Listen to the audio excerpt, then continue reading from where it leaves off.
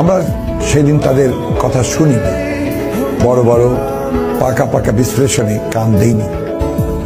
আমরা শুধু আমাদের মনের কথাটা শুনেছিলাম, শুধু একটা স্বপ্নকে তাড়া করেছিলাম, দেশটা মুক্ত হবে, একটা গণতান্ত্রিক রাষ্ট্র হবে বাংলাদেশ।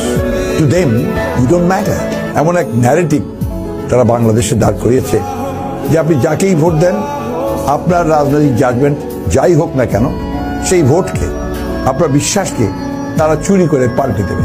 আমি বলি কি, আপনারা ওদের দেখিয়ে দিন যে আপনারাই বাংলাদেশ, দেখিয়ে দিন যে ইউ ম্যাটার, আপনারা এই দেশের মালিক এবং আপনার ভোটেই ঠিক হবে এই দেশের ভবিষ্যৎ। গণতন্ত্রটা বাঁচাতে হবে। একটা আলো আমরা খুঁজে পেয়েছিলাম আমাদের যৌবনে, যেটা আমরা আপনাদেরকে দিতে চাই। এই আলোটা আপনারা শুধু আপনাদের সন্তানদের কাছে পৌঁছে দেবেন, তাহলেই হবে। আলোটাকে নিভতে দেবেন না।